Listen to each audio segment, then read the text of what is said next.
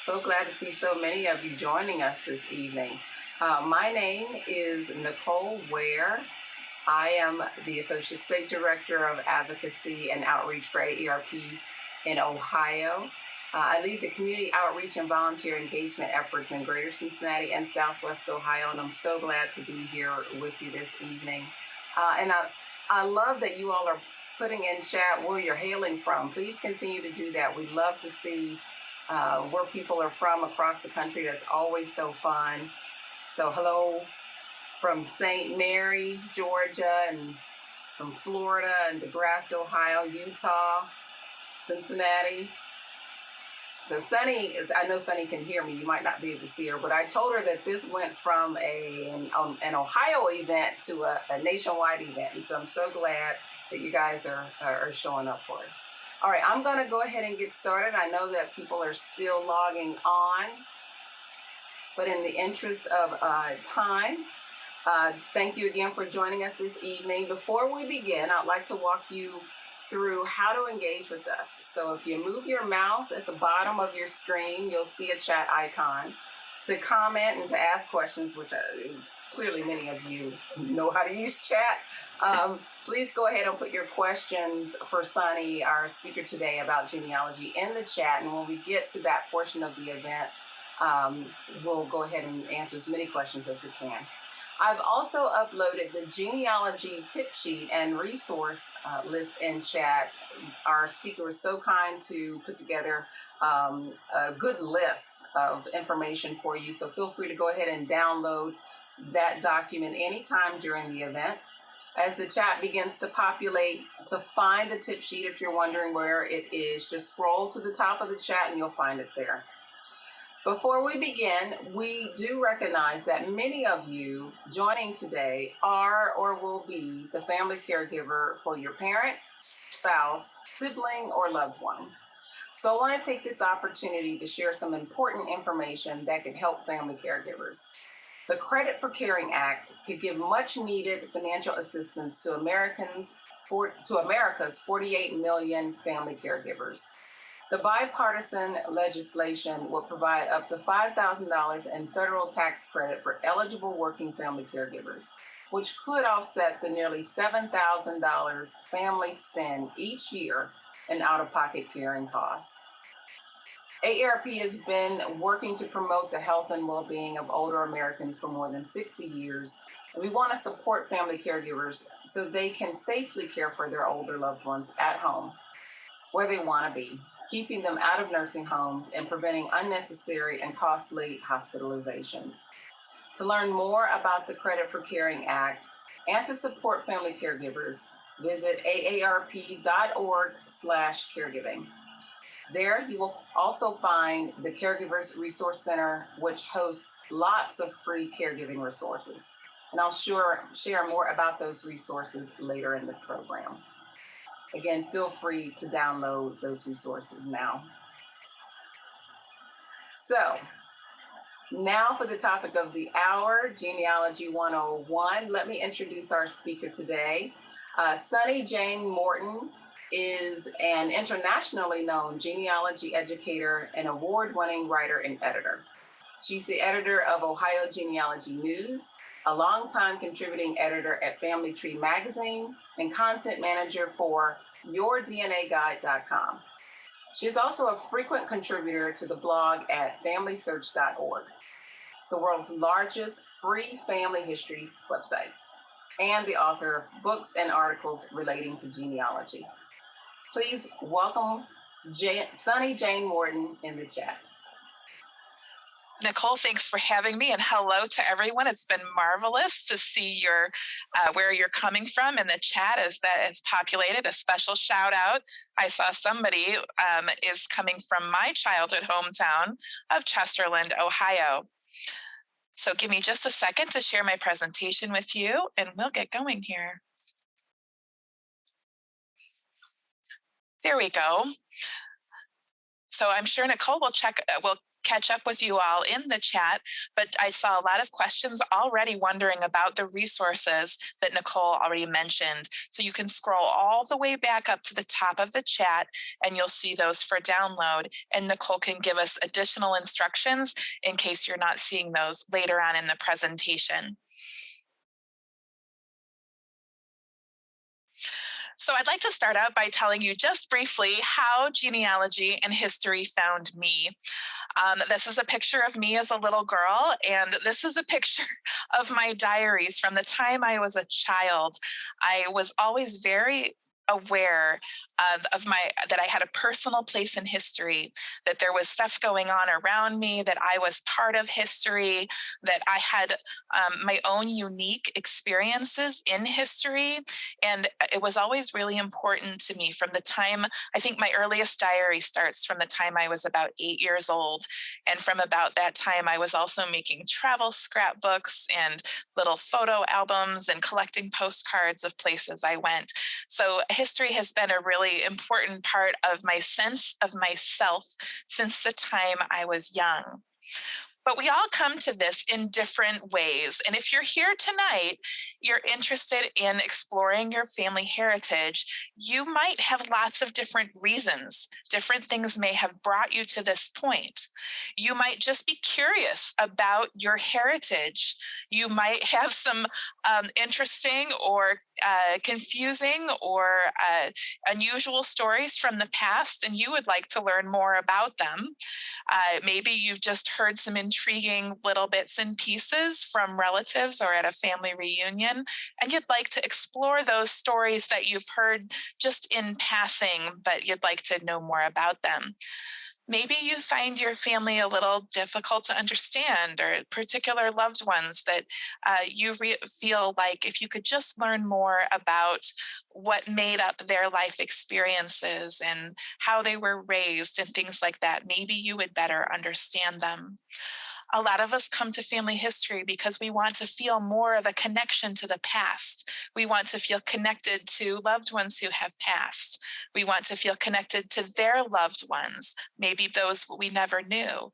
We want to feel connected to our place in history, or we just want to feel connected to a larger sense of community. Sometimes we come after we've lost a loved one. I've seen that a lot of someone coming to family history to start learning more. I wish I had asked these questions when this person was still living. I don't want them to be forgotten. How can I gather up their stories and share them and pass them on? Sometimes people have questions about their medical history, and they figure if they can learn more about their family tree, maybe they can learn more about their medical history too. And increasingly, especially with the advent of DNA, a lot of people are coming to genealogy and DNA to discover more about their birth roots, whether it's their own parents that they don't know about, one or both parents, or a grandparent, or someone else that is unknown to them. So lots of different reasons might bring you here tonight. Whatever your reasons, you're going to be looking for two different kinds of things as you delve into the past. The first thing you have to do is establish who your relatives were, and that means building some kind of a family tree. The critical parts of a family tree are going to be the names, the dates, the places, and the family relationships that uniquely identify your Eliza and Tom Rice differently from every Eliza and Tom Rice that may have ever lived. If you're looking for that couple's name, then where they lived, when they lived, their middle names, the names of their parents and siblings, all of those things identify them uniquely from everyone else. So you're going to want to build a family tree as best you can. Now, this process will sometimes come in documents and sometimes come through DNA. And we'll be walking through how that's done here just briefly, so you'll get a glimpse of it. So once you start looking for family stories, you're going to find things about a person's life cycle, about when they lost their parents, or if they lost children, or when they may have married or had children of their own. Of course, you may come across some family drama, disputes, divorces, marriages, not quite marriages, lots of different family events. Some of the most interesting stories we find are when our ancestors moved from place to place. So their migrations. And some of the fun things to find are what your family may have done for a living. So occupations are something that often pops up in old records that you can learn more about. All along the way, you may learn about your family's struggles, about their successes, and all of these can be meaningful stories. So it's kind of a two-step process. Figure out who your people are, and then look for their stories.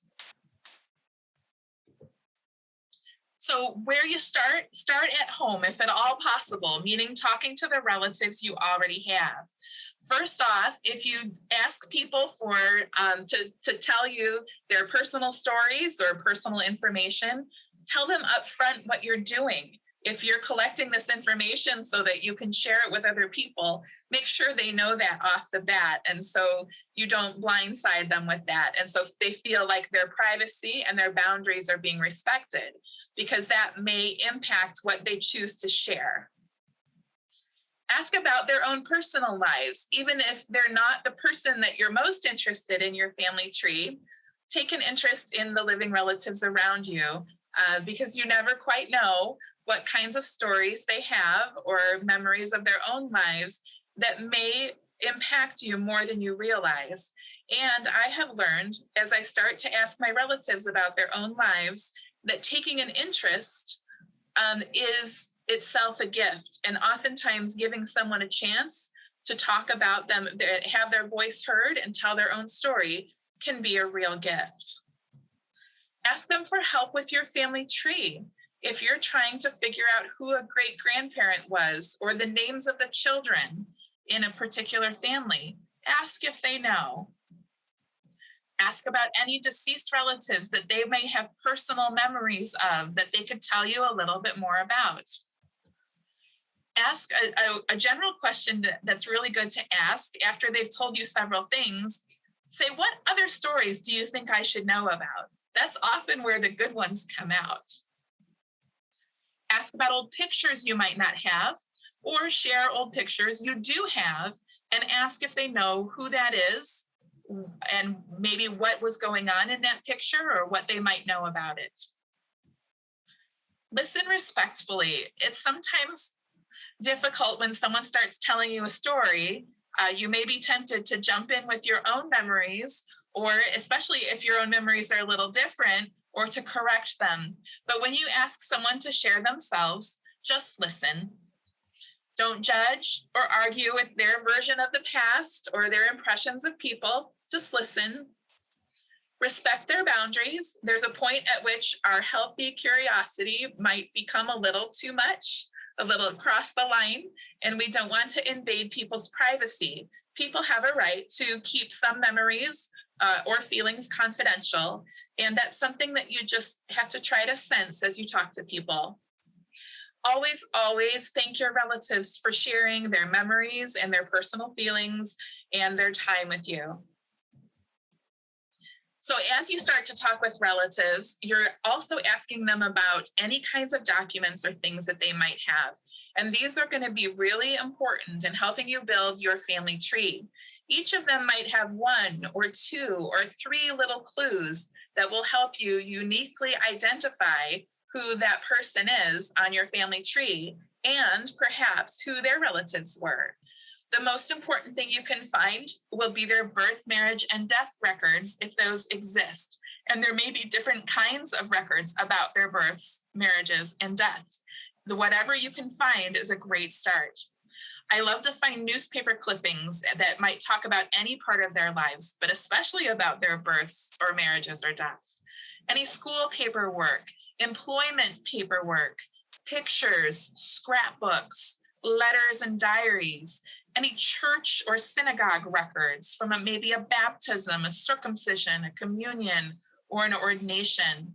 Any kind of date book or an address book in which a relative might have written down personal information, or military paperwork, Even old clothing, trophies, awards, identification cards, and tombstone inscriptions.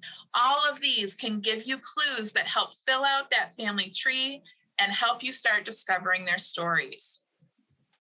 So where can you look for these? First, look at home, as I mentioned, and that might be your home and it might be the homes of your relatives. On shelves, in attics, in basements, in shoe boxes, wherever that might be. Online, there's actually a surprising amount of these documents that are now online.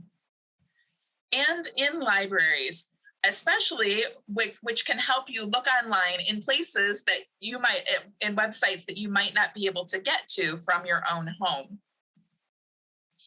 If you are in Ohio, where many of you are, there's lots of resources that are mentioned in your tip sheet and resources, including the Ohio Genealogical Society, the State Historical Society, which is called Ohio History Connection, the National Underground Railroad Freedom Center, which does have a family history library in it, and several major libraries around the state, and even smaller local public libraries that often have resources to help you trace your family tree. But wherever you are, you can get help in libraries near you or in the libraries where your relatives lived. You can get help from genealogical and historical societies, either near you or where your relatives lived, or from societies that are dedicated to your ethnic heritage. And you can also visit free family search centers, which are little mini libraries. They're located all over the United States and around the world, and they are free satellite libraries of the freefamilysearch.org website. And in your tip sheet, there's a link to finding a family history center near you. These often have access to websites you want to know about. Let's start with some of these free websites. I mentioned Family Search already. Family Search is the world's largest free genealogy website, and it has resources for every state of the United States and every country that possibly has any resources online or available. Family Search is the place to start because it's free for everybody and covers the whole world. But there are also free websites that are specific to certain kinds of records. Family Search will have lots of kinds of records. The Ellis Island website, for example, has passenger lists. Find a Grave, and it's another website called Billion Graves, have tombstone transcriptions. Afrogenius and Jewish Gen are specific to those tracing African or Jewish roots. In the United States, the Library of Congress hosts the Chronicling America website with newspapers in it. Now, there are lots of subscriptions websites also, which you can often use for free at your local library or your local family history center. I've mentioned a few of those here on your screen. So here are some examples, just real quickly, of the kinds of records you may find when you start looking online. This, for example, is a very basic US Census record. It shows you an entire family group that's listed together. So you can learn who the husband and the wife were and who many of the children were. Many countries outside of the United States as well have census records, and you can learn more about those at Family Search. So tombstone inscriptions, I mentioned already. These often will help you learn more about a person's, where a person was buried and when they died, but you may also learn when they were born and who they were married to, and sometimes about the other relatives that are buried near them. City directories have been around for much longer than we've had telephone directories, and from year to year, in many places, they list the residents of a town or a city. Many of these are available online. Passenger lists are available for many people who traveled internationally and who migrated to new places to start life afresh. Newspaper articles are one of the most fun things that you can find to help you learn more about the stories of your family. And so as you're finding all of these, you're looking specifically, after you've identified your relative, you're going to keep an eye out for records that tell stories. That's why newspapers are so good, because the original intent of the record was to tell a story. But you're also looking for moments of drama or change in a person's life. For example, their migration. That was a hugely dramatic moment in most people's life, and that passenger list can give you more information about it. Look for questions that are not answered in the records you find that make you curious. Read between the lines. Do the math. When were the children born relative to the marriage? When did some of them die? Did some of them all die in the same summer? That certainly would have been a dramatic family event. Try to connect the dots between the different kinds of records to see what the story is that they tell. Here's a quick example. This picture of my great-grandfather, Felix, I was told was out on the plains in Colorado, and there was just a picture of him with this horse. And I wondered what he was doing there and why he was there and why he left. And I eventually found in the newspapers, I found a notice that he was selling his horses, and I could tell from the list of things he was selling that he was actually breeding horses out on the Colorado plains and selling them. And then a little while later, there was another article that mentioned him and talked about him selling his draying business. And so I knew that from that, I knew that he wasn't just breeding the horses, but he was using them to haul freight. So I was able to put together a story from the newspapers that could explain the picture. And then the picture became much more meaningful to me. So DNA testing, in the past several years, it's really become possible to use DNA testing to learn more about your family history. There are lots of DNA testing companies, and you may be familiar with many of them. It's important to do your due diligence and be cautious of some of the lesser known DNA kits. So AARP has an article on the pros and cons of giving a DNA test kit as a gift to others. You can find that article in the chat and in the handout, which is in the chat, and which Nicole will be sharing with you later too. So if you are interested in DNA testing, I just want to share a little bit about, a lot of people have lots of questions about DNA testing. So your DNA test results come with two parts: your ancestors' ethnicity, and then a list of relatives who have also taken DNA tests at the same company that you test with. So let's break this down just a little bit so you can understand what you do and what you don't get with these test results. The first is your ethnicity report, and this helps you explore the many places that your ancestors may have been from. Depending on how much the DNA testing company has already learned about your ancestral places, your place information may be very general, like Peru, which you see right here, but it also may include specific communities or groups within that place. So like the specific regions of Peru that are shown here. Some testing companies do a better job at others with different ancestral places. The ethnicity reports do keep changing and evolving, and that confuses some people. It's not because the places that your ancestors lived changed, it's that the companies keep learning more about which DNA is associated with which places and communities. For example, here's another ethnicity estimate from a DNA test, and explores that it showed originally just that this person had roots in Nigeria and this particular region called Cameroon, Congo, and the Western Bantu peoples, and Benin and Tongo, and then some smaller amounts of heritage from parts of Europe and other parts of Africa. But recently, this testing company was also able to add some more specific detailed glimpses into this woman's roots in the United States. So her DNA matches that of a historical community of African Americans who lived in Mississippi and Louisiana. If she didn't already know that she had relatives from that place, this would be new information for her.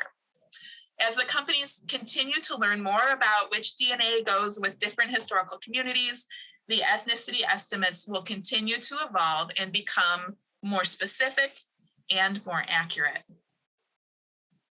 So your DNA test results also come with a list of people who are biologically related to you, who have tested with the same company.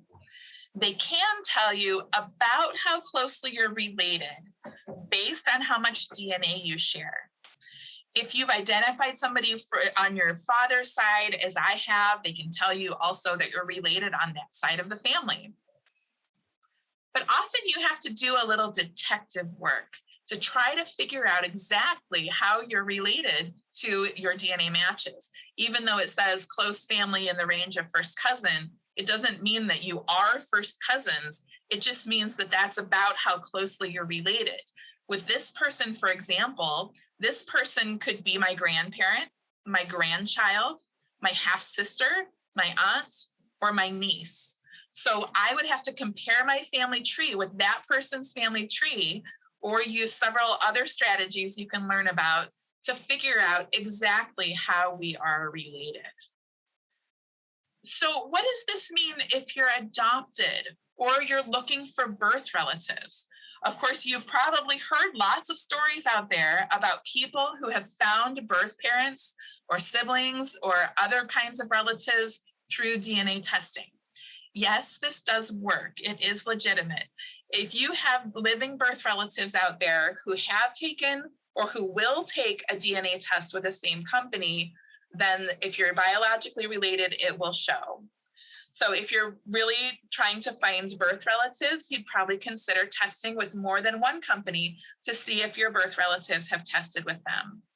You can learn how to work with your list of DNA relatives or find a friend or a search angel who will help you do this. Sometimes it takes a while to solve these mysteries. Sometimes you won't even find really close birth relatives, just more distant cousins, but that could also change over time. So whether you're looking for unknown birth relatives or you're not looking for unknown birth relatives, you may find them. And that's something that you should be aware of before you even decide to take a DNA test. Many people do end up learning something unexpected. They may discover they're not the biological children or grandchildren of the person they thought they were. Or they may connect with people who they didn't know they were related to, such as someone who was adopted out or raised outside of your family. A woman in your family may have privately given up a baby 1, 2, even 3 generations ago, and that their descendants may show up as your DNA relatives. A man may have fathered a child he didn't even know about 1 or 2 or 3 generations ago. And again, that might show up with your DNA list of relatives. You do need to be prepared that you could learn some unexpected family secrets. In other words, exploring your family history is kind of like opening a gift, but it sometimes feels like a gag gift. And at any time, it may turn into something like a Pandora's box. In addition to some of these unexpected discoveries that you may come across, exploring your family history can also bring up some other frustrations or even sorrows. You may hit up against what we call a brick wall if you're researching someone who didn't leave behind a lot of documentation, or if the documents you find are confusing. You may come face to face with horrible or tragic stories from enslavement, from the Holocaust, about family violence or poverty or abandonment or criminal behavior or all other kinds of hard stories. They're in the past. Sometimes before you even look, you know that they're going to come across some of these things. So you may think you're prepared, but you may find yourself having new feelings about things as you discover them in greater detail and you see the historical evidence right in front of you. That can be difficult. So try to prepare yourself for that kind of experience. That said, I'm not trying to deter you. I do encourage you to continue your search and learn what you want to learn. If you do need to take a break at some point, that's understandable, and step away from your discoveries, and then just come back to your search when you're ready. Of course, there are also a lot of deep rewards that go along with discovering your heritage. And many of them I've either experienced for myself or I've seen people experience. And we've talked about some of these reasons already. But let's just go over them as we look back over this and think about some of the rewards that come from pursuing the past. Learning about your heritage can really help you feel more grounded or feel a sense of identity and connection with the past. Understanding the past can help you put some old ghosts or old stories or old questions to rest, or at least put them in context. Sometimes if you were intrigued about an old family story, you may be able to prove or disprove a family story when you start looking for more information. Feeling more connected to your relatives can happen, not just to the past, but to living relatives. I've had that experience as I've talked to living relatives about their own memories. As I've connected with my DNA relatives and asked them about themselves, people that I didn't really realize I was related to. So I've strengthened connections with living relatives also. An important aspect that really comes up for many of us is preserving the memory of our loved ones too. Because if there's somebody that we loved that isn't here anymore among us, and we really want their memories to be preserved for the future, we can document those memories and hand them down. We can document our family medical history, and this becomes especially important with inherited conditions or other things that we want to know about as we go to our doctor's appointments or as we make important decisions about our health. Discovering biological roots can have, of course, very positive and or very difficult aspects to it. But for many people, they do feel a greater sense of completion or joy or peace. Lots of different words used to describe things as they discover their biological roots. Research shows that knowing your family history also builds your emotional resilience because you learn about things that people like you went through and you see that they got through them. And it helps to know that people in the past who were like you got through hard things or did brave things or kept going when things weren't going their way. Lots of things that you can take and add to your sense of who you are. And then, of course, one of the most joyful things that I see people do is to collect what they've learned and share it with the next generations. Those all incredibly rewarding things to do. So whether one or more of these things looks appealing to you, certainly these are all things that can come out of opening that gift that is your family history. All right, so we're now at the point where we've got plenty of time here to take your questions, where Nicole can again remind us about where to get the tip sheet and the resources that for what I've been talking about here. So Nicole, back to you. All right, if you want to, there you go, stop sharing your screen. There you go. All righty. Okay, so I do see if you have questions for Sunny, now's the time to put them in chat. Thank you for the names coming in. I appreciate that. I did see 2 questions in chat. One was, does it pay to get your DNA test done from more than one place? So it depends on what your goals are. If you are looking for relatives, they may have tested it at different places and you don't know where they've tested until you try. So yes, if you're looking for birth relatives, it does help to test at more than one place. If you're trying to understand your ethnicity and the test that you take doesn't give you a whole lot of detail, it's also a good idea to look into other tests that might offer more detail about your ancestors' places. Okay, great, thank you. So I saw another question in chat about, on the heels of that actually, what if you have no living relatives on your mother's side? Then what should you do? And As far questions should go as, in chat. I'm sorry, questions should go in chat and not the Q&A. okay, so if you have no living relatives on your mother's side, then, or on your father's side, on one particular side of the family, then your DNA can be the key to the past, and you can start figuring out, there are ways to sort your relatives. Once, if you can identify that, for example, I've identified that here's a cousin I have who tested that's on my dad's side, then I can see who else we're both related to, and that helps me figure out who might be on my mom's side. So there are ways to sort of divide up your DNA list of relatives to figure out who's coming from what side of the family. And then, of course, you can start researching in old documents to try to put together the family tree. Great, thank you. So we have some questions rolling in here. Let's see here now. Are there specific websites or links to find a list of people on the Trail of Tears, orphan trains, orphanages, Native Americans? Yes, there are. And I can't tell you a lot of them off the top of my head, but I know that I have seen them. So as far as the Trail of Tears, I don't know of a documentary source that lists people by name, but I'm also not an expert in Native American research.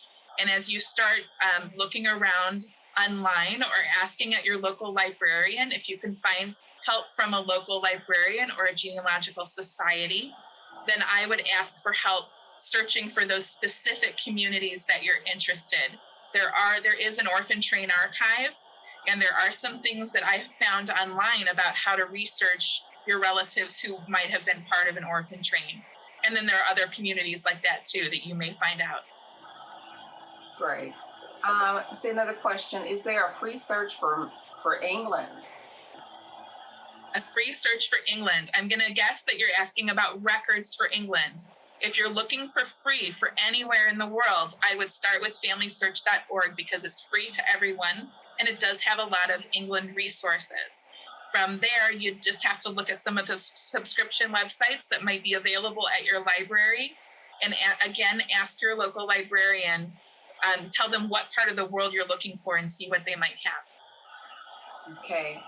Is it possible to research National Archive records, for example, military service remotely? So a lot of military records are available online, and you can start looking at a free website like Family Search.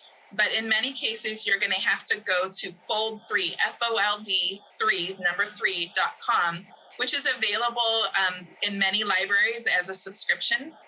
So you may be able to do that with your local library, find a subscription or find access to Fold3. That is a place especially for U.S. military records, and then some other countries have started to be added too. You know what, I just had a thought. Since I have to send the tip sheet and resource list via email to people, maybe we could just update that resource with a couple of those resources. Sure. Okay. Let's see here. What do we have next? So yeah, keep the questions coming in chat. Does it pay to hire a professional to search for relatives? Good question.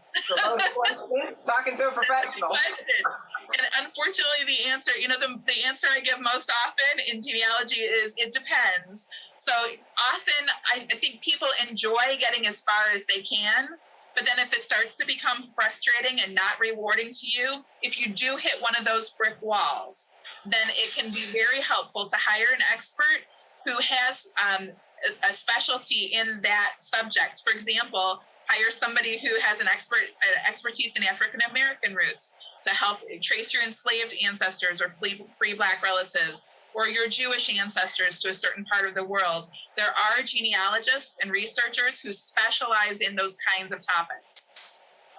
Cool, perfect. I'm interested in taking genealogy classes online, but have found multiple places that offer them. Boston University, AM Genealogy, what do you recommend? So I always recommend starting with free. So if you'd like to learn some serious skills, go to familysearch.org and look under the research wiki where you'll find any topic in the world that you might want to research, whether it's getting started in Jewish research or finding my ancestors in Sweden and using foreign language records. They have video tutorials that you can take, and that's not a class experience, certainly. That's maybe a little bit further down the road for you. But I would start with the resources that are out there and available for free.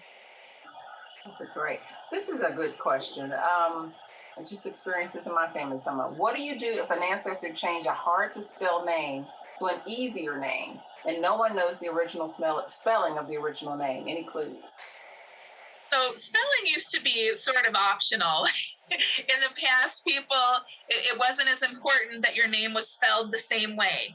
So you may find somebody who spelled their name one way in one record and another way in another record. Or if somebody wrote the name for them, they may have spelled it the way that they thought it should be spelled. And remember, a lot of our ancestors couldn't read or write, or they could read and write in another language.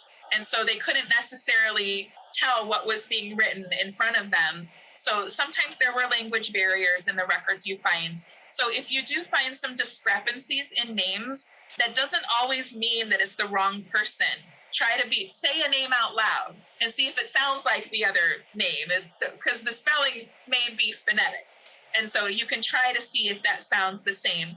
And if you're trying to build your family tree, it's helpful if you think it was Herman or Harriman, then put that in there. So it was Abigail, Herriman, or Harriman, and find whatever spellings that you find that are different. Go ahead and record all the spellings because they may all be her.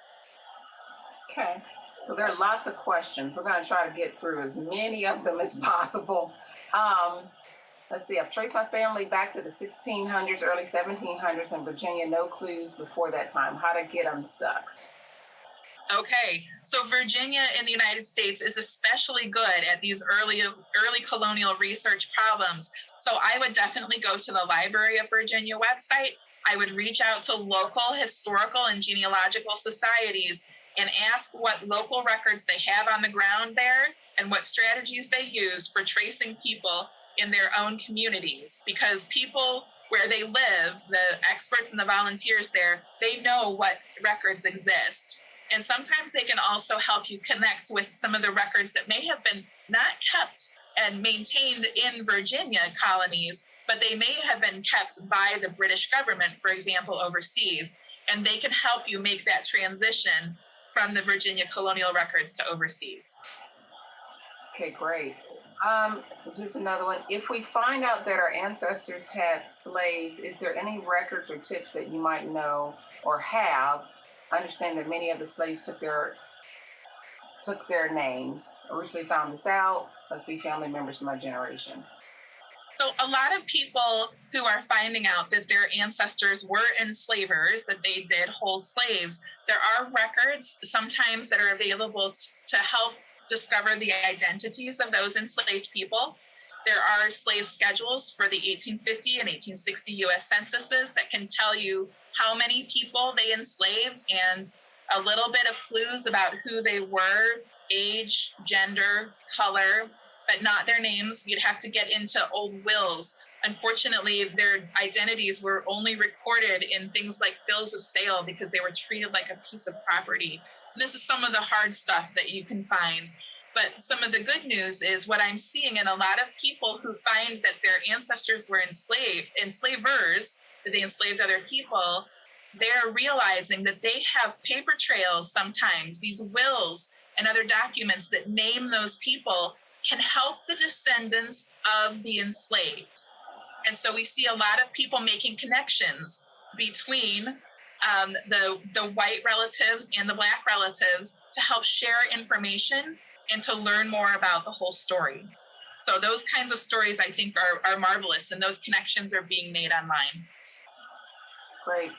So we got questions about the DNA kits. I went ahead and put the copy of the AARP article in chat again. And if you click on that link, it will talk about kind of the big three DNA test kits. AARP does not recommend tests. That's not what we do as a nonprofit. But as a resource there, you can find out what some of the major DNA tests are. Do you want to say anything more about that, Sunny? That's good. Okay. Let's see here now. There is an occupation for forensic genealogy or something like that. How do I find out how my natural curiosity and problem-solving skills can yield for a job or volunteer opportunities? That's a wonderful question. If you go online and start looking for the term forensic genealogy, you're going to find lots of inspiring and educational information. There are forensic genealogists who work in criminal settings to help identify criminals, to help do military repatriation cases where they have found the remains of a soldier and they'd like to use that DNA sample to help connect with relatives and identify the soldier's remains and repatriate them and have them identified. Like, that's a really rewarding career to do. So there are lots of really great opportunities you can do with that natural curiosity, whether you're volunteering or you want to make a career out of it. All right, scrolling through some more here. Oh, there was a question. Let's see here. Bear with me. Are there overseas searching tools for free besides Family Search? So, did you say overseas search angels? Searching tools. Say that again? Tools, Tools. Tools. Okay. Yes, there are. So it depends on the country. Scotland, for example, has a website to help you trace your Scottish roots. Canada, Library and Archives Canada does. Ireland does. Many countries have their own national archives and libraries. I know in Australia, you can use Trove it's a live online newspaper and other records. So a lot of these resources are free and publicly available. Okay, great. And this might be the last question, I'm not sure. If we find that we have answer that one. Do hospitals keep old records that can be accessed? Oh, that's a really good question. And I would say that in general, a lot of hospital records you might go look for are gonna either they either don't exist, or you might not be able to get access to them. There may be privacy boundaries. That said, there are some old state hospitals where the old term might be insane asylum or mental institution. I'm sorry to use those words. That's what they were called at the time. Some of those old state hospitals or other facilities may have donated records to an archive to make them available. If you can try to figure out where somebody was, if they were in a hospital or especially a long-term care hospital, those would be the kinds of records you'd be more likely to find than just a hospital admission and discharge record. That's really more of a modern record, and that's more privacy protected. Okay. Are there suggestions for locating records from burned courthouse locations, especially those during the Civil War? Yes, absolutely. It's estimated that maybe up to 20% of counties had record loss. So we call those burned counties because sometimes the courthouse burned down, but it may have been a flood or a fire or some other disaster that destroyed those records. So there's a lot of workaround strategies. And if you look online, and that's something that I can add to the handout too for burned counties, some suggestions for if the courthouse records don't exist anymore, other kinds of records that might help you learn your family stories. Yeah. Perfect. Is there a clearinghouse of genealogy sites by country? I would look on Cindy's list, and I can add that to the resource list. That's a free directory that points to all kinds of resources available, and they will have country level resources. Yeah. Perfect. Best forms to use for beginners. The best forms are going to be, there's a link. There's some free forms that are provided by Ancestry.com. You have to be a subscriber there. We've linked to those in your tip sheet. And the first one that I showed you just a little picture of is going to be called that pedigree chart or an ancestor chart that just shows like your parents, your grandparents. And then there's another chart that's called a family group sheet that shows the mom and the dad and all of their children. So it's not just you and going straight back. but it's a whole family unit with all the siblings in it. And that's another important chart if you're looking at the whole family. So those two charts are the most important. All right. So rapid fire Q&A, right? There's a lot of questions. That's great. It's okay. I think we just got another one. Are we able to share the surnames that we are searching here? Maybe other searching the same. Yeah. So in the chat, that's something people do a lot when they take online classes or if they're on a website, is they'll throw their surnames up that they're researching. They'll throw them up and see if anyone else has a similar surname, especially from the same place. So knock yourself out. I think they were asking if you had insight on the question on their surnames. Not quite sure. If you want to put your question back in chat, if we have time, we'll definitely get back to it. Is there any? This will be our last question. Is there any certification for this area? A title to look for? Sorry, the screen's jumping here. If hiring someone. Yes, so there is. So you can look for professional certification. That would be the initials that would appear after their name would be a CG for a certified genealogist or an AG for an accredited genealogist. And then there are a couple other ones, but those two are the most common. And you can look at the website of the Board for Certification of Genealogists to find a genealogist who specializes in your region, and we can put that in the tip sheet also. Okay. Now, Sunny, a couple of questions that I hear just as a layperson is that, it seems that the purpose of researching your family's history and genealogy is so that you can pass it down to younger generations. But some may have a hard time finding someone to take up the mantle. How can family researchers line up the next generation to pick up where they left off and continue the search? Nicole, that's a really good question. And it's something that when you spend a lot of time researching your family roots and you've got all the pictures and you know that you don't want them to die with you. You don't want them to get sold in a garage sale, right? You want them to be passed on to the people who will care. And it can be challenging to find the person in the next generation who is willing to take on that mantle. So I'll tell you two things. And the first is, don't give up on the people you already know and love who are not interested right now. Because that interest may not hit them for 5 years or 20 years or 25 years. But if they are willing at least to take, even if you know they're not going to crack open the book you're going to give them, go ahead and give it to them anyway. And if it sits on their shelf for 5 years or 20 years, then at least it's there when something awakens in them that they have an interest. And so that's my first comment is don't give up on your loved ones. And the second comment is look for other people outside of your immediate family circle. So if you're on a genealogy website and you find someone else who's researching the same family tree, that's a cousin. Go ahead and reach out and connect with them and share some things with them and collaborate a little bit. And you might find that next generation or that next person to hand things off to, or at least a copy of things in your wider family circle through family trees and DNA testing. All right. So the other question here is, given that you want to research history and have it live on, what's the best way? I think this might have been answered before, but what's the best way for family organizers to preserve their records? Is it online? Is it a hard copy or both? It's both. So I would say, and this is also a good follow-up answer to what we were just talking about.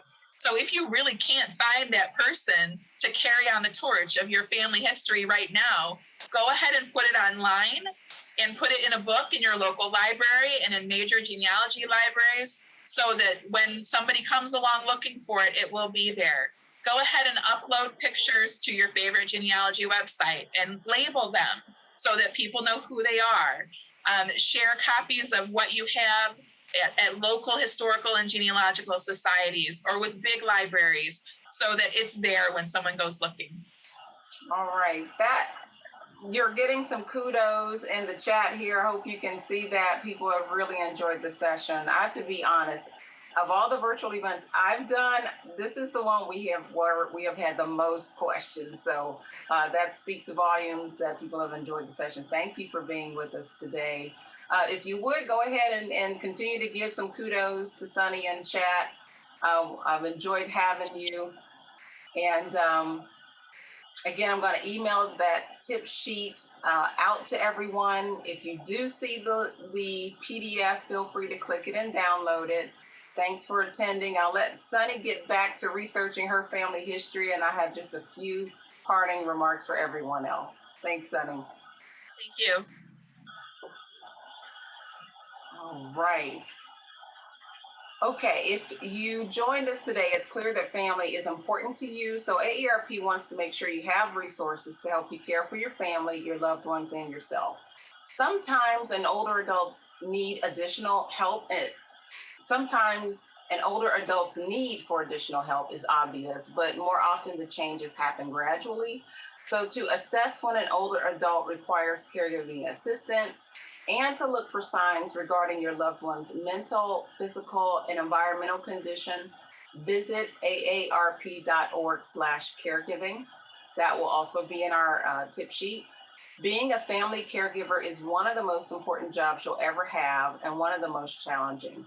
So first-time caregivers, long-distance caregivers, those caring for loved ones with dementia or cancer can also find support and reduce the stress of caregiving by downloading the free caregivers resource guides at aarp.org/caregiving. There you'll find tips, resources, and support in the AARP Caregiver Resource Center. Or you can call our resource line at 1-877-333-5885, and that number will also be in the handout. One more thing before we close. I mentioned in my introduction that I, like many of my AARP colleagues, work with volunteers to deliver on our social mission. I worked with some pretty stellar volunteers to organize today's event, one of which I saw on the participant list. They, like many AARP volunteers, find volunteering to be fulfilling. So if you're interested in becoming a volunteer in your state, or you want to check out a few more events before volunteering, you can sign up to volunteer when I send you the events and volunteer flyer via email. It's been a pleasure being with you today. Within the hour, you will receive a survey about this event. Please complete the survey to help us continually improve our offerings. Thank you for joining us today. We hope to see you at another AARP event. This concludes our program.